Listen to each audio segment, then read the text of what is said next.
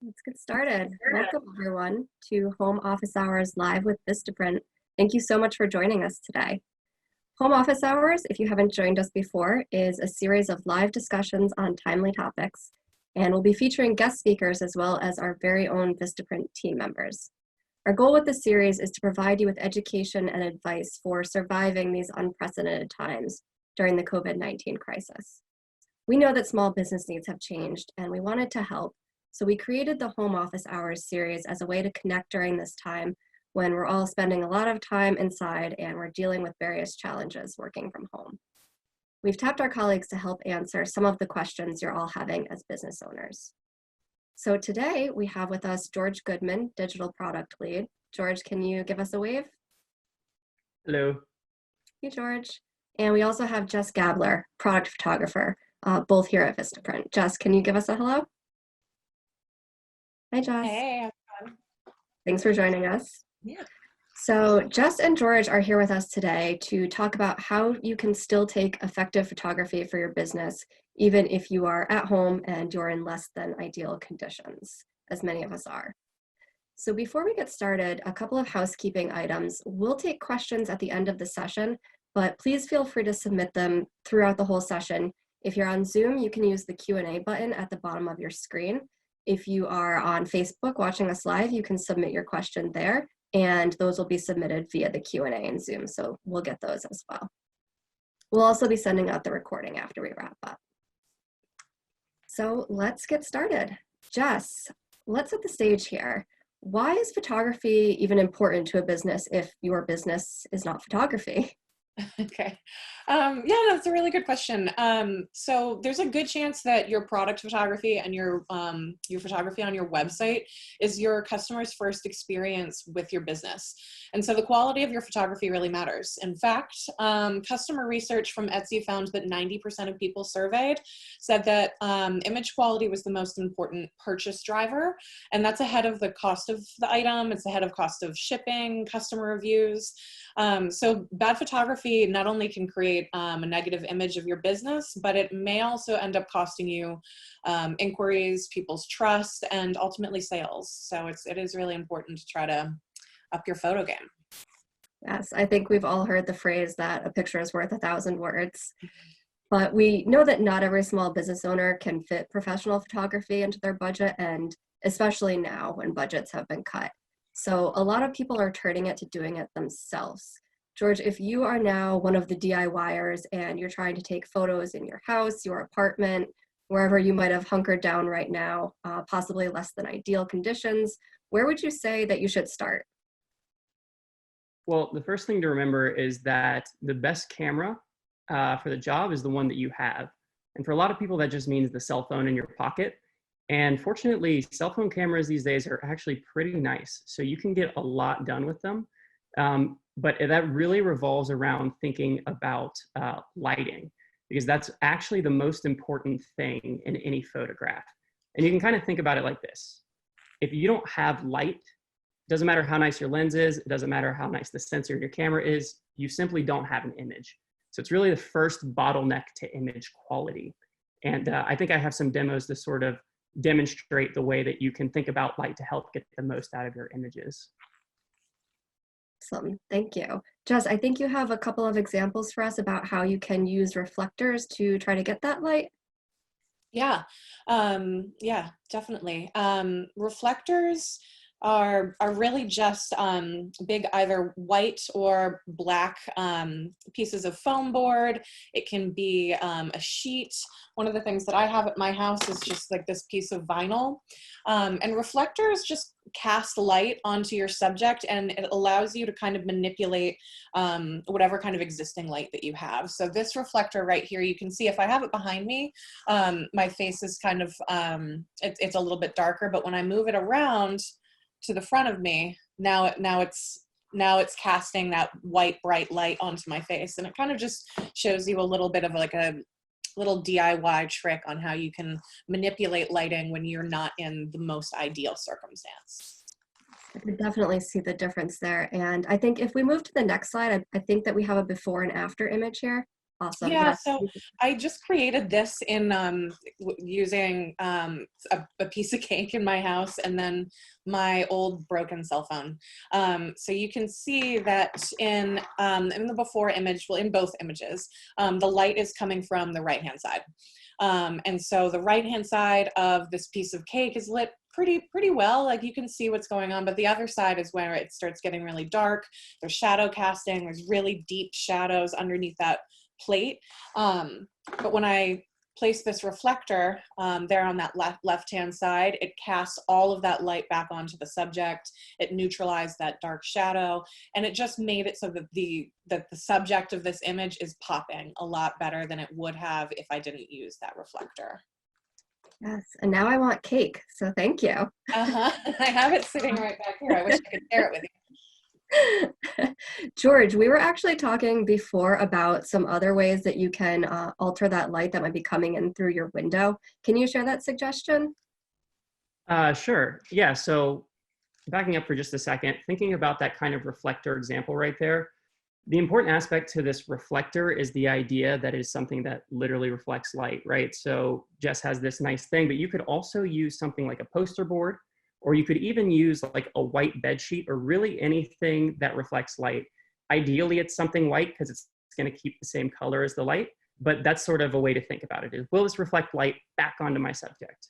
Now, one thing we were talking about in terms of getting good light from natural sources like windows and stuff is I'm actually a good bit away from a window right now, and that's why there's all this light spilling on my face right now.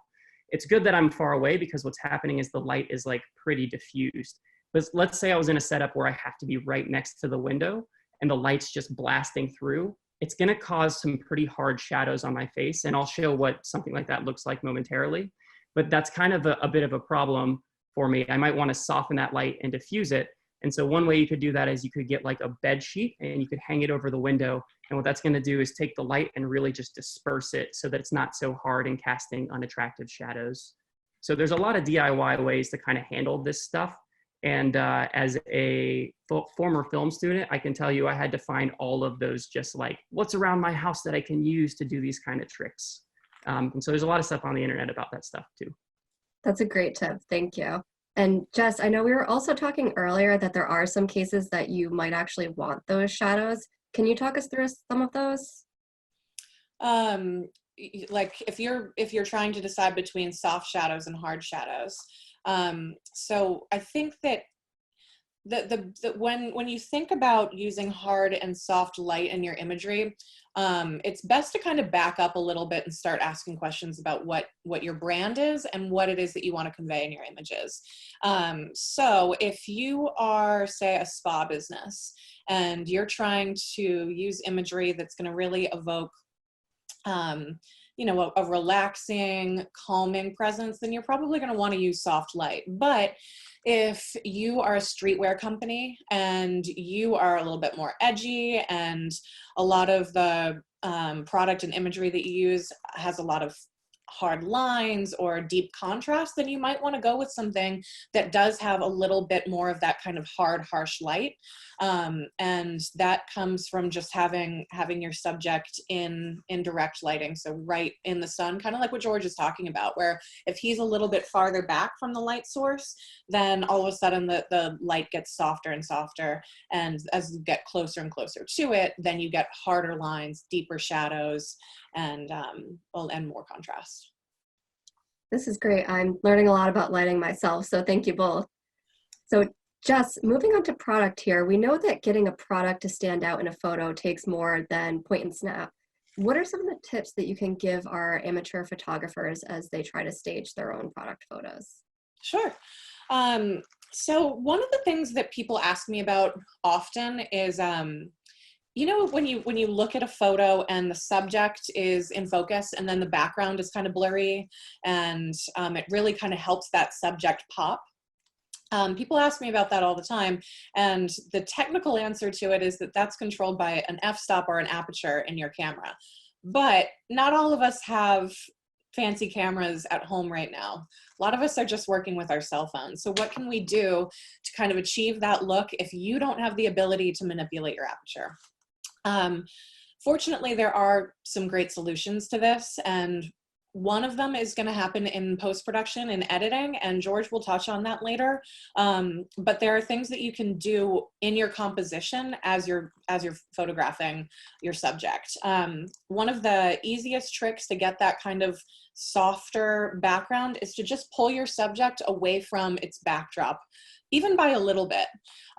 When your product or your subject is right up against a wall or a surface, then everything in the image is going to be in focus in the same way. But when you pull your subject back a little bit, then all of a sudden that background gets a little bit more blurry, and that will happen even with my broken old cell phone. So yeah, I really recommend trying to separate your subject from its background. Awesome, thank you. I think we have another before and after example. There it is. Yeah, so you can really see the difference there. Yeah, it's subtle, but you can see that like in that first image, you're getting a lot more detail in this background. And as it pulls back, it's just softer. It's that just happened from just pulling it off of the wall a little bit. Yeah, awesome. Really cool trick. Thank you. And we know that a lot of businesses out there don't necessarily have a physical product. So George, can you give us some composition tips for non-product photography?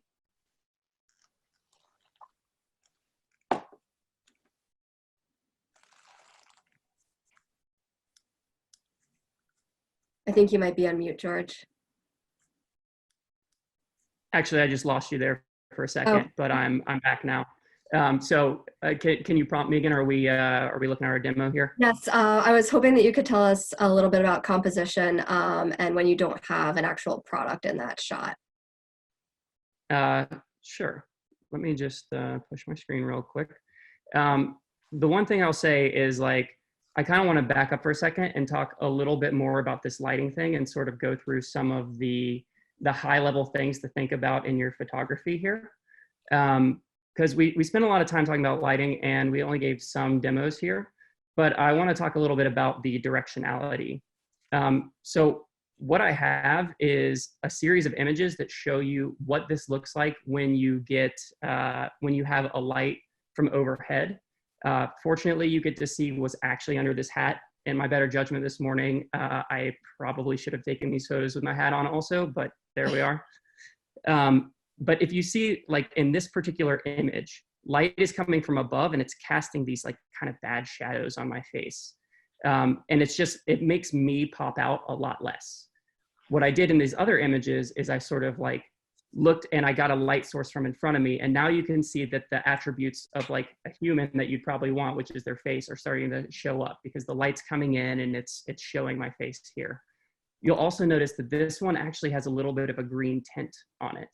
And the reason that's happening is because different light sources have different color tonalities. So in this case, I'm kind of mimicking what it looks like if you're in a fluorescent light. You always have sort of like a little bit of a green tone. Whereas like natural light is a little more blue and is sort of the color I am now. It'll make your skin look a lot better. So in general, you always want to work with like natural light when you can. And that's what's going on here. Fortunately for people using cell phones, you can get most of your auto correction done for you because cameras know that stuff and they'll do it for you, but it's still something you should think about. And just going back for a second also to this idea of shadows and when you want to use soft or hard lighting, I kind of wanted to provide some examples of the differences of what Jess was talking about, where this is kind of an example of a hard shadow. You can see there's a lot of reason to it, and it's a good image and it has a lot of drama and contrast. And this is something you might do for like a streetwear kind of company. Whereas this image over here on the right is much, much softer. And the reason is because light's coming in through basically a diffused window right here. You can see this sort of like wax paperish type type substance right here. And that's what's creating the light source. And so that's how you're getting a soft light. And you can really feel the difference that these things make. Now, in terms of like telling a story with an image, I think that's the most important thing you should always think about, especially when it comes to like getting your products and your ideas across, is that images really are stories, right? So when I look at it, what should I know? I provided these examples because I think each one of them just has something unique about it. In this case, there's a story to be told that my friend and I were visiting Japan, and we were just way too tall for this, and but we didn't mind. We loved it. We thought it was part of the experience, and so you can just see us being kind of jovial and just handing each other and sharing our food because we thought it was great. In this one, it's clear that we've sort of like conquered a bike ride, and in this one, I'm dropping my camera and I'm desperately saving it. Oh yeah, it's worth mentioning I didn't always have a beard, so yes, this is in fact me. And don't worry, I'm not actually dropping my camera. This is a trick that I did, but we won't talk about that this time. So just remember, story really is important. There should be a story. If you're just doing product photography and you're showing your products, think about like, what is my product? What is the story of my product? When are people using it? How can I design like a little set or a showcase that really shows it being used in its best way? So in terms of like composition, there's something called the rule of thirds, and every photographer, every videographer, everyone always is going to talk about the rule of thirds. In fact, it's so prominent that you actually get this kind of grid overlay on a lot of your cell phone cameras. And what this is doing is it's trying to give you a way to lay out and compose your subject matter. So in the case of this one, you can see there's like horizontal thirds and there are vertical thirds. What I'm doing is I'm separating the wall here into the lower third, the subject matter into the middle third, and I'm kind of peeking into this. So what people will commonly do is they'll either create their subjects to be inside of these boxes, which doesn't mean fill all the boxes, but they'll kind of like contain them to this. So in this case, you can see I've sort of created a little triangle here.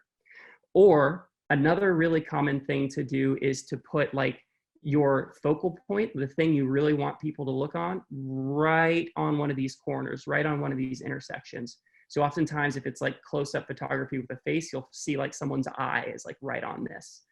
There's a lot of good examples of ways to use the rule of thirds, and I would encourage looking up into those examples and finding as many as possible, just because there's so many things you can do with it, including breaking it sometimes. But in general, I would say stick with it until you learn like, really, really advanced stuff, then you can think about breaking away from it. So another thing that affects your composition is line. And in this one, it's kind of obvious that you can see this continuous line going all the way across the image. But what may be less obvious is that there's actually a lot of line going across the image. So I've sort of like broken it out here, and you can see that these continuous lines, even though they're not solid all the way, just kind of happen. And that's what causes the eye to be pleasing, because your mind intrinsically just starts filling in these gaps for people. And so the more kind of continuous line you have, the more you get perspective, and the more people just sort of put this stuff together. Now, I know that a lot of these photos are not examples of things you can do in your home, but I want to be clear that like these are just high level concepts that apply to all photography and also videography. Actually, you can think about all these things in the same light.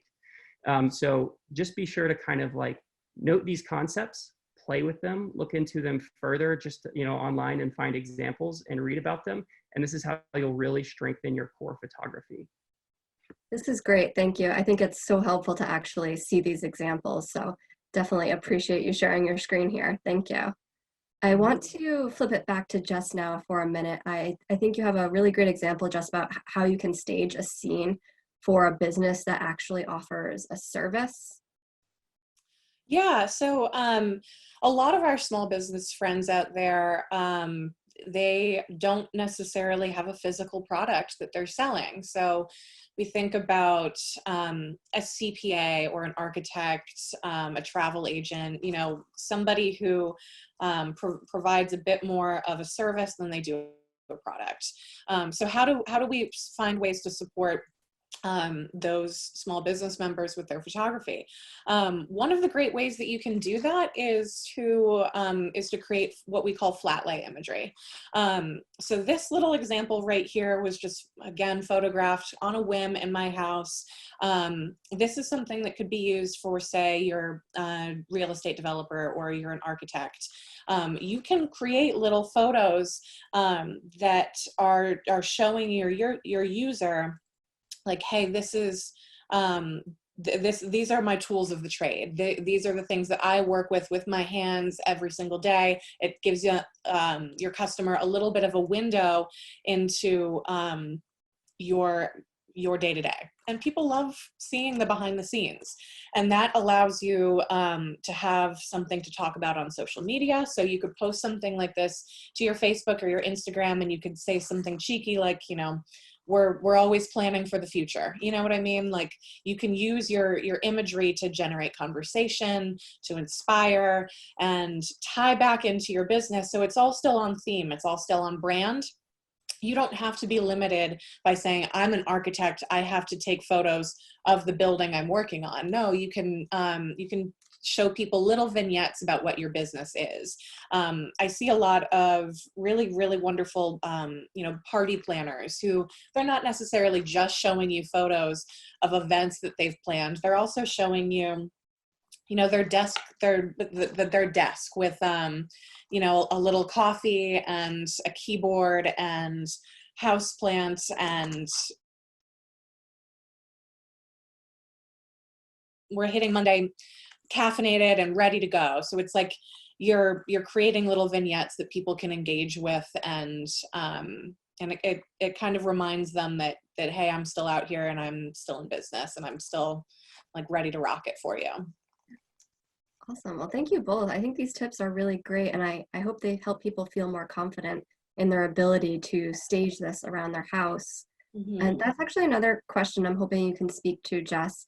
Are there some easy to find tools inside your house that might be a surprising help to the photo shoot that you're staging? Yeah, absolutely. So, you know, when it comes to doing these kind of impromptu photo shoots, don't feel limited by the things that you don't have. Try to find inspiration in the things that you do have around your house. You know, it's springtime. You can go outside and grab flowers. You can grab foliage, greenery. You can grab items out of your kitchen and style your photos. And, you know, like we touched on a few minutes ago, you can take photos of your coffee and your keyboard.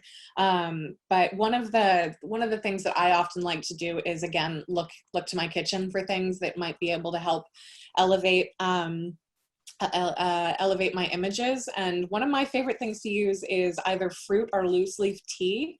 I think that it can kind of just add sort of to the mood of images. And I think we have an example of, yeah. So say you are selling little bath bombs or face lotions. You know, you're taking your spa and you're putting it online.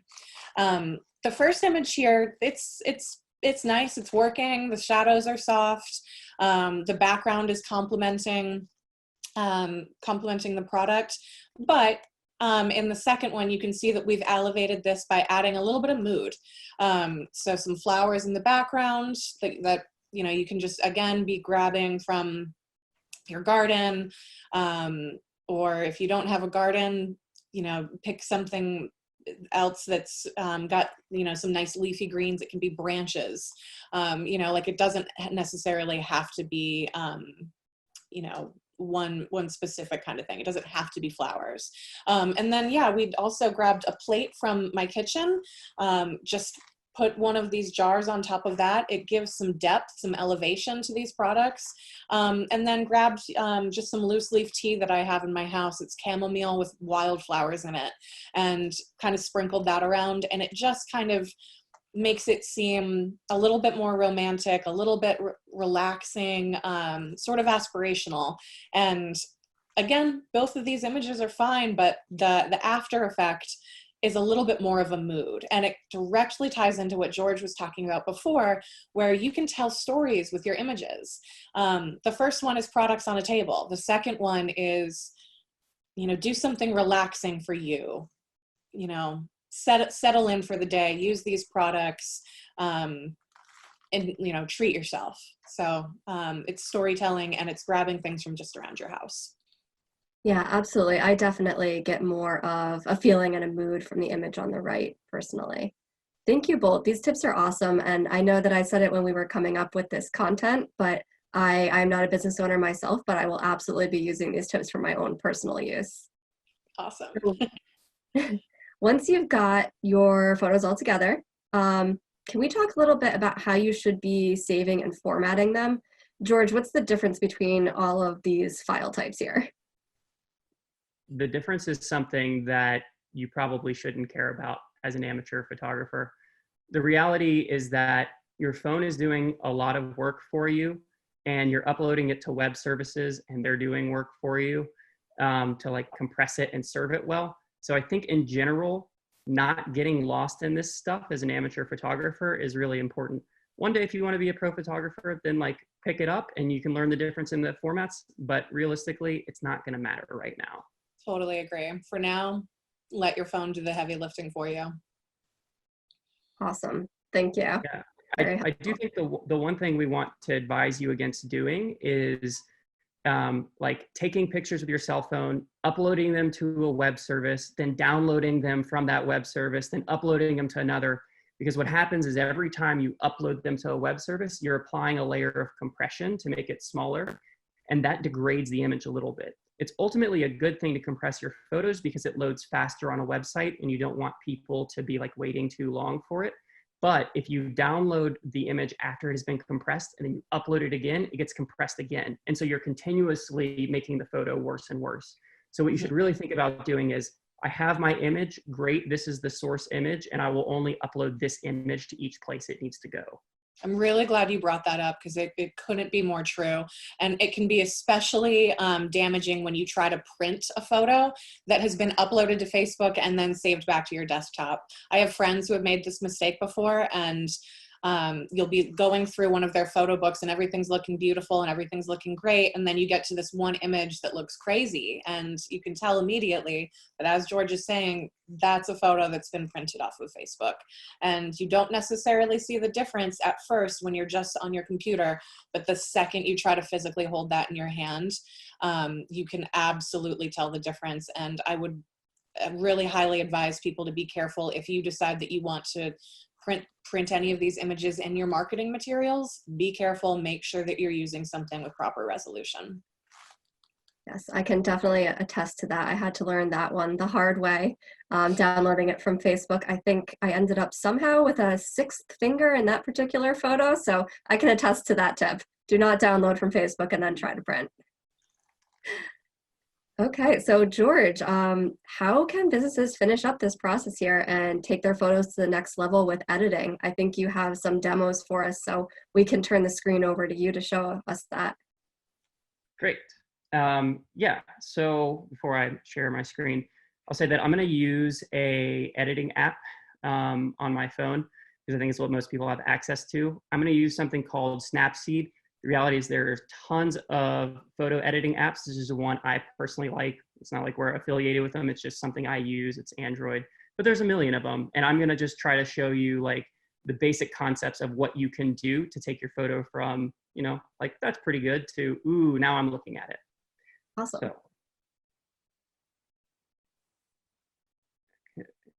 So I have an image loaded up here of just this necklace on brick. And I think it's like a pretty cool image, but there's so much going on in the brick right now that like I know I really want the attention to be on the necklace. So how am I going to accomplish that? Well, the first thing I'm going to do is like, you see Snapseed immediately asks me to pick like a style. You can kind of do this. This is your basic like Instagram filter, if you will. And I think every app is going to have something to that degree. But for right now, I'm just going to stick with current. I'm not going to choose any kind of mood. But this is how you would like set a mood generally. So once I do that, I have access to some different tools. Thinking about the issue I have with the brick, and let me just go back to this for a second. There's so much information in this that I really don't need. And you need to think about like, what really draws the eye? Well, as we were talking about before, light draws the eye, right? So everything that's lit up, I'm going to be looking at. Because I care about the necklace more than the brick wall for the subject of this, I'm actually going to work on dimming the brick a little bit. And I'm going to specifically do that around the edges where the necklace isn't. And I'm going to do that with something called a vignette. So I'm going to open my tools. I'm going to use a vignette. You can see instantly what it's doing is it's creating this dark circle around. So I can close it down and make it tighter and tighter, or I can open it up some. It's kind of up to you. And you can ultimately change, how dark these things are, and that's going to vary from tool to tool. But the idea here is that everything in the center is more bright than the things on the edges. So my eye is going to be drawn to that. Now, a similar concept, I'm going to save that, a similar concept exists with sharpness. And so this is one of the reasons Jess was talking about, like, having f-stop and aperture and all these fancy words that really just mean a blurry backdrop. So what I'm going to do is simulate that a little bit. I'm going to go into my tools and I'm going to go to lens blur. And now you can see I have a similar sort of vignette thing going here where it's just putting a lens blur around the edges. I'm going to open it up a little bit more and sort of like highlight this because I don't want to blur everything too much. But again, it's the edges that I'm not as concerned about because I want the eye to go to the center. So now you can see the edges are getting blurry and they're darker. So now I'm really looking in the center. But I'm not quite done yet because now I've got the eye going where I want, but I really want to pop this necklace. So another thing that's going to draw the eye is saturation. And what saturation is like exactly how vivid the color is. So right now I'm looking at that blue and I'm thinking like, yeah, that's nice, but I really want that to pop. So I'm going to open my tools and I'm going to open a brush tool. This could be called a number of things in different apps. Sometimes it's like local changes or whatever, but the point is that I want to be able to specify a particular part of the image to make this adjustment. And so I'm going to go to my saturation tool and I'm going to leave this. You can see at the bottom it says saturation 10. This just means I'm going to be increasing saturation by 10. And I'm going to just draw, and I know you're not going to be able to see me draw, but I'm going to just draw on this. And what you should see is that it got a little bit more vivid. And that might be hard to see, so I'm going to do it one more time. I'm going to check this. And I'm going to add one more layer of saturation with my brush tool just to really try to bring it up a lot. And now we have a lot more saturation and that blue is really popping out. Now there's one more thing I'm going to do here. I'm going to go back into my brush tool and I'm going to increase the contrast of the thing I want to see. So what contrast is the difference between things being really, really dark and really light. So if you have a really quick turnaround from here's a very dark thing to a very bright thing, that is high contrast. And contrast also draws the eye. So the way that I'm going to create contrast in this is with the dodge and burn tool. Sometimes those are separate, don't get too hung up on it, but the point is I'm creating contrast and I'm going to use my brush tool again and I'm just going to draw over the top of this necklace coming down, like the string. You can see something kind of happen there. And I'm going to do the same thing over the top of the necklace again. And so now there's a bit more contrast there. Okay, so that was just a few changes, but now I'm really looking at the necklace. Like if I look away and I look back at the image, which is something I often do when I'm doing correction, is sort of like reset my eyes, because if you look at the same image for a long time, you get stuck in it. So you sort of reset your eyes, you look back and you say, oh yeah, I'm looking at the necklace now. So to show you what this looked like before we did anything, that's what we had originally. So if you look away and you look back, yeah, the necklace is there, but maybe you got a little bit lost, looking at it. And then looking back, okay, now I'm definitely looking at that necklace. So if you just kind of remember these high level concepts of like, take saturation away from where you don't want someone to look, take sharpness away from where you don't want them to look, take away contrast, brightness, all of those things, and then you insert those into the things you do want them to look at, you're going to be pretty successful. Now, it's easy to get overboard with effects, and I'll warn you against like going super, super heavy. It does take some subtlety, and it takes adjustments and tweaks, and it takes literally looking away, walking away, coming back and saying, does that look natural? Does that look good? I think you can ask yourself, does this look like a natural thing? And that's a good way to really gauge, have I gone too far? Because ultimately, overly affected images are not a good thing. So with that, I will conclude the editing demo. This is great. Thank you, George. I could really see the difference there. Thank you so No, much. it looks so good. The before and after is so good. Thank you.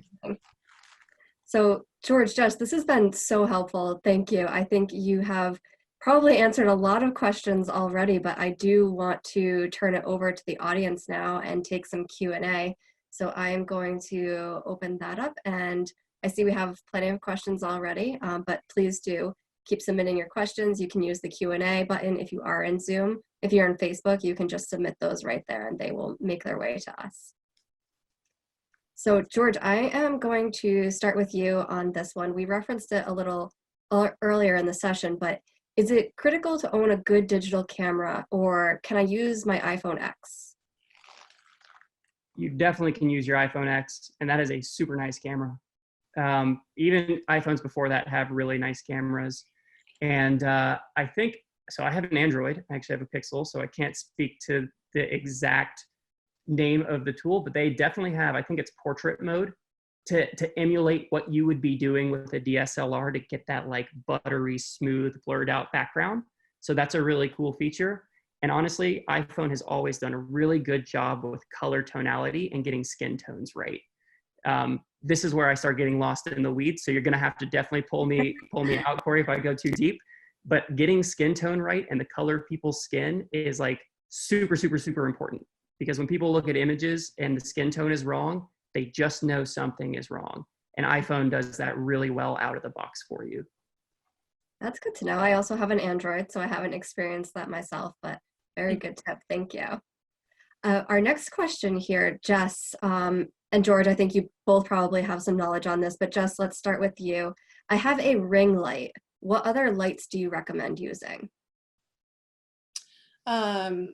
So ring lights, I think that ring lights are really, really wonderful when you're speaking into camera. I wish that I had a ring light right now. But other lights to use, I mean, we mentioned using leveraging natural light. If you wanted to up your lighting game a little bit, it really depends on what kind of camera it is that you're using. But there are some really nice flash systems that are available if you are interested in kind of getting a little bit more technical. What I like to use for off-camera flash, a lower expense model would be Godox. Godox makes lights that are compatible with Nikon and Canon, and they have versions for every camera type. You can do Sony, et cetera, et cetera. And they're basically just like little flashes that would come on your camera, except you can take them off. There's a trigger system, so you can activate those flashes. And then there's a ton of light modifiers on the market that are compatible with them as well. One of my go-tos is MagMod.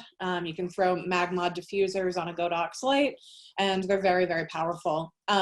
If you are trying to move more into professional product photography, then that's when you're going to want to start looking at ProPhoto.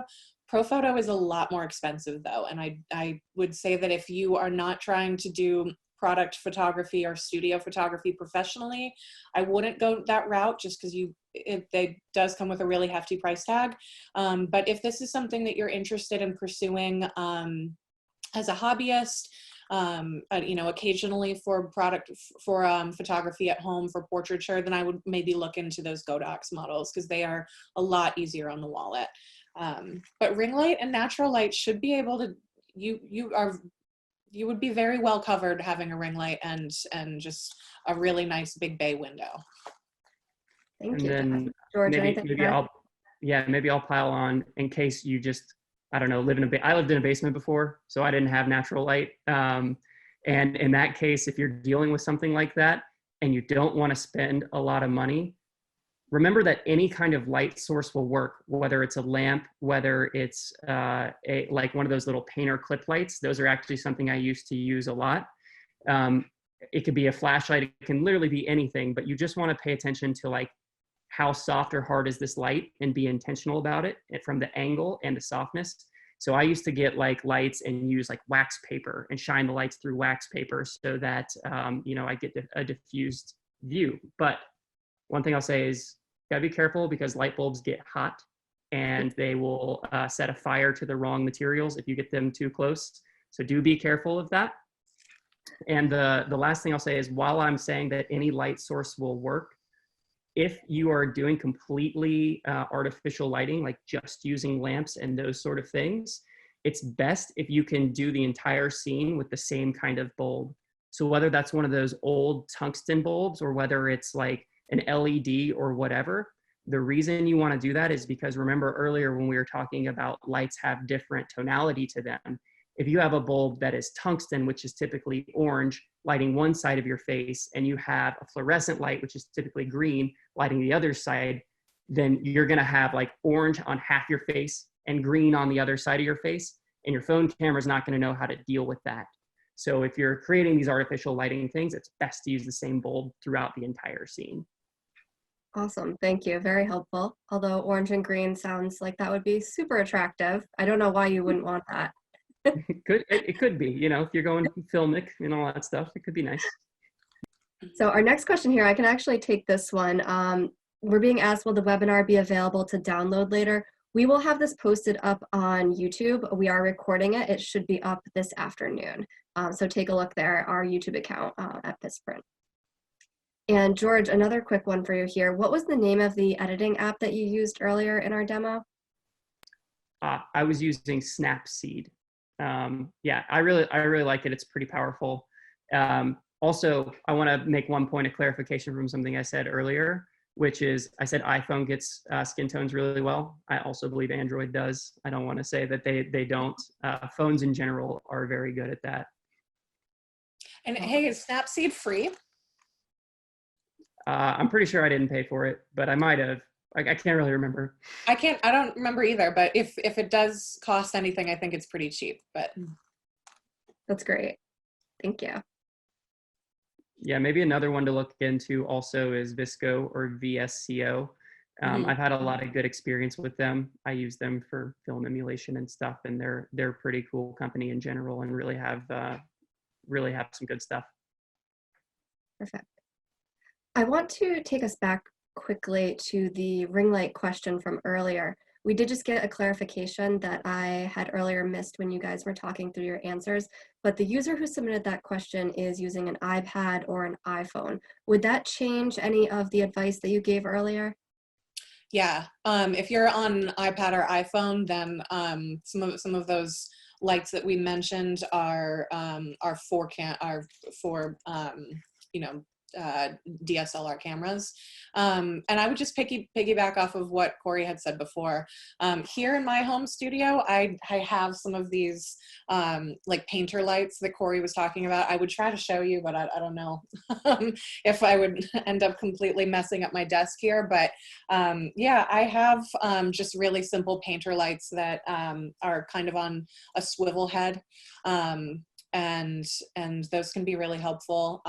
Like George had said, in the same way that the best camera is the one that you have, the best light source is sometimes just the one that you have, and making do with what you can.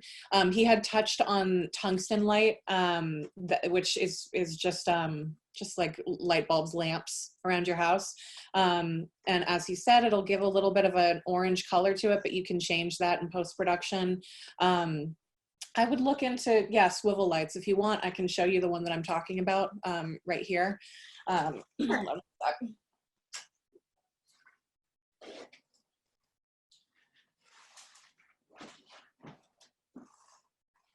And while she's pulling that up, I'll just say that tungsten lights are kind of the old style. These days, you more likely find LED and those sort of things in houses because they're energy efficient, and tungsten are not energy efficient. But it's the old school bulb that gives you the warm glow usually. Yeah. So this is just like so we can see her a little bit better. What's that? I'm just asking if we can go full screen on you, maybe pull the slides down so that we can see you a little bit better. There we go. Good idea. Awesome. Yeah, so this is just a painter light that we use. Of course, this is also a painting studio here in our home. But yeah, it's on a bit of a swivel head, and you can change the color. I don't know if you're able to see the way that it's going from white light to sort of orange. And these lights are fairly inexpensive. I did not have this question prepared, but I can try to get, so it's by a company called Teckin, Teckin. We did not spend a ton of money on this. It's been here in our studio for a really long time. And again, I didn't do homework on this, but you know, I can try to see if I can get kind of a price estimate for you guys in one sec, but this is really great. And it's, you know, you could create something really moody. You could pull it really far back and get that kind of soft light. And obviously it's very lightweight. I'm not a strong girl and like can carry it around, but yeah, little lights like that can be really, really helpful as well. If I were to position that in like my little home studio here, I could create something really interesting. So you don't have to go super technical, and you can get some really wonderful results. And the fact that it changes color to me says it's probably LED. And Yes. the good thing to know about LED is LED doesn't get hot. So when we're talking about things like put diffusion over it and not starting fires, that's a problem with tungsten. That is much less of a problem with LED light. So you can be a little more safe that way. Very good to know. I can hold this after hours of having it on, and I think you froze up there for just a second, Jess, for me, but I'm assuming you were saying that it's not hot. yes, not hot. Thank you. Mm-hmm. George, I am going to toss this next question to you because you have an Android. We've talked a little bit about some of the apps, but are there specific camera apps for Android that are preferable other than the native app that comes with the phone? The native app is pretty cool. Actually, they let you turn on RAW images, which is what, when you get like really pro, you start to shoot in RAW because of nerdy reasons that basically compress the waveform so you can stretch it out and have more control over the sort of editing stuff I was showing you. That would be something to look into after you get a little bit more comfortable. But in general, I think the native app does a pretty good job.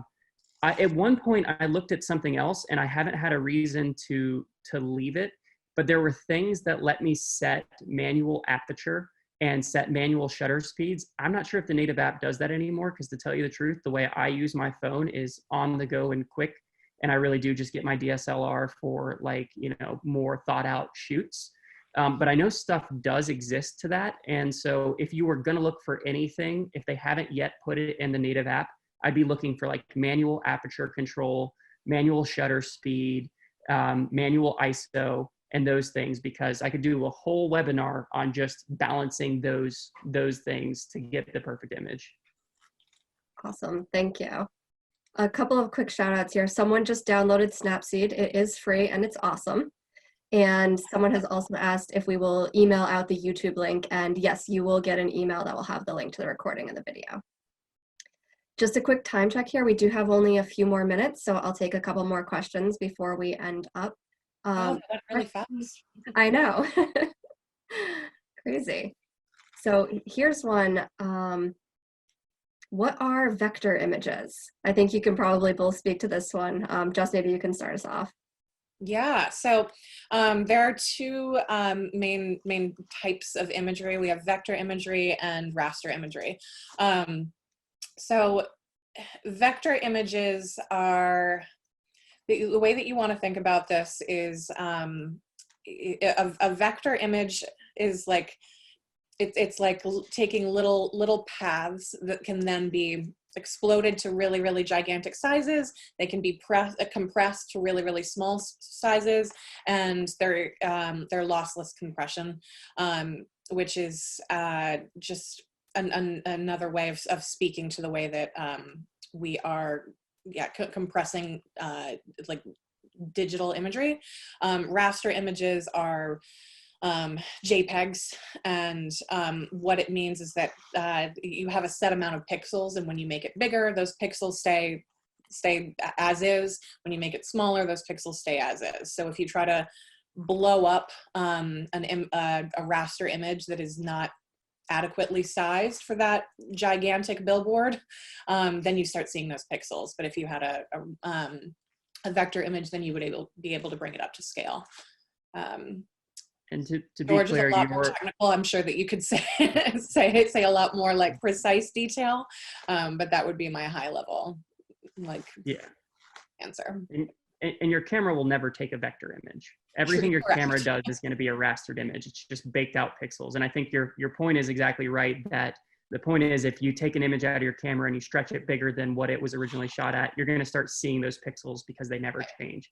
Vectors will always be made on the computer because someone literally drew a shape, and then it's just an algorithm that says it goes this direction. And so then they just can blow it up to any size they want.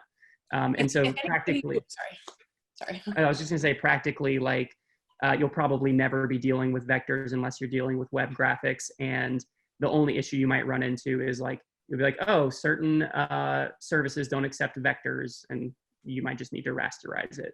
Right. So in my very, very first job out of college, occasionally I was working as a graphic designer and photographer, and occasionally I would have printing studios that would request vector images. The reason that they're doing that is if they wanted to reproduce a logo on a shirt, sometimes when you need to reproduce an image, you know, usually for logo reproduction, they need to have those little paths. And vector images are created for graphic design.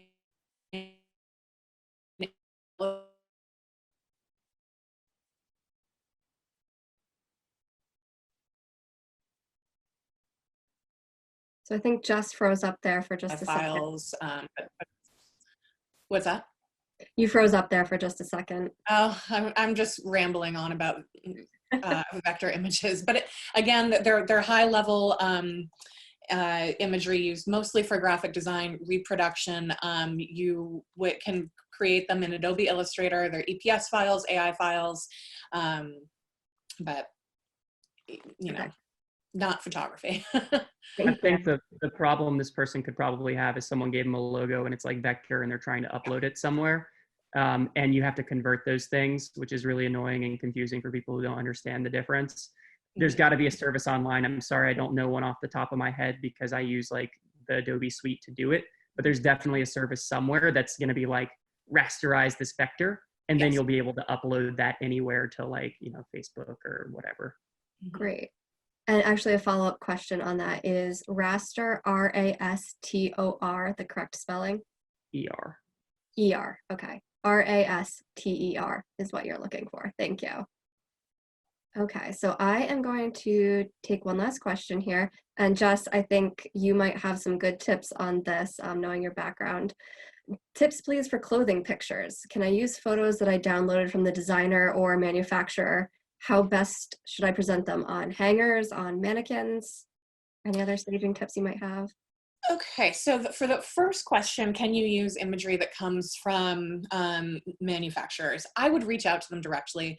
There is a lot of legality around reproducing imagery that you don't own, and I don't want to be giving you bad information here. I have done it both ways.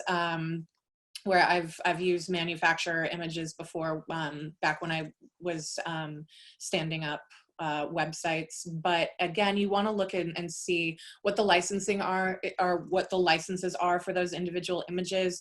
Reach out to somebody who, to one of your partners to see what their rules are.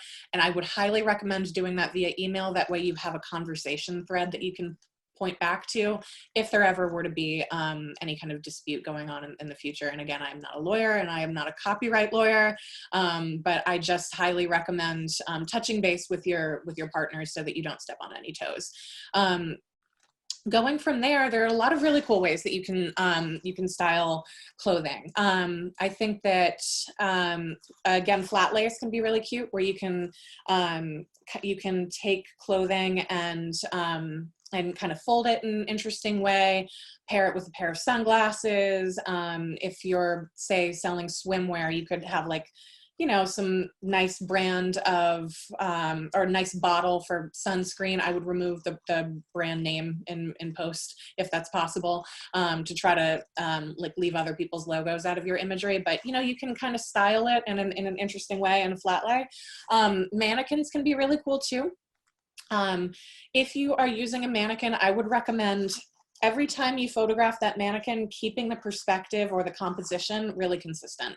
So if you're really, really close up on just the shoulders, and then later on you're coming really far back and you're seeing all kinds of background, then when you put all of those images next to each other, they look kind of confusing and jumbled. So I would say keep your camera at the same angle and the same distance from your mannequin. That way all of your images are looking consistent. And then if you have the option and you feel comfortable doing it, throw on some of that clothing yourself. You know, stand your cell phone up and take a quick photo of yourself. Customers love to see your face. You are your brand, and it can help them feel a little bit connected to you. If that's something that you're comfortable with. If it's not, then you can absolutely use that mannequin. You can do flat lay styling. Hangers are fine, but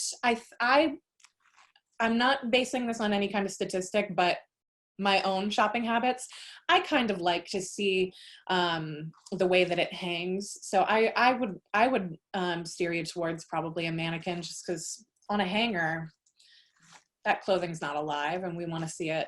We want to see it, you know, the way that we would wear it. So if that's possible, if it's something you have access to, go for it. Yeah, I totally agree from my own personal shopping habits as well. Yeah. Thank you.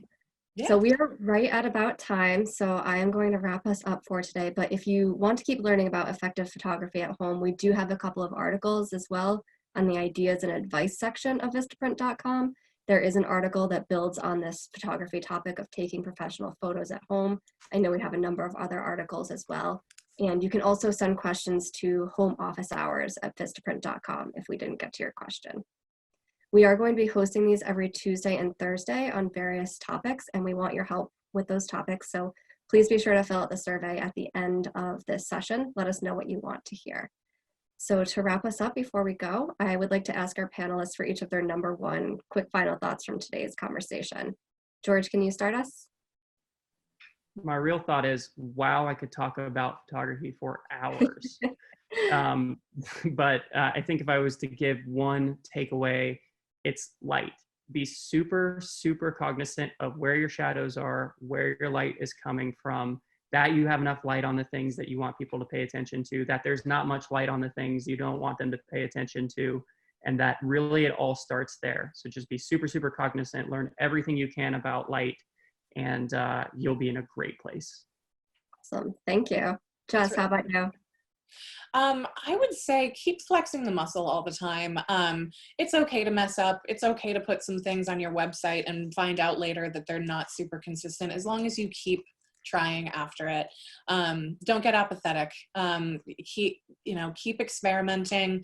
And again, if you find that something isn't working, don't be afraid to experiment and just keep flexing those muscles, because you will get better at it. Awesome. Well, thank you both so much for taking the time to be with us today. I really appreciate it. I know our audience does as well. And thank you to the audience for your questions and your time. This has been Home Office Hours Live. We'll talk with you soon.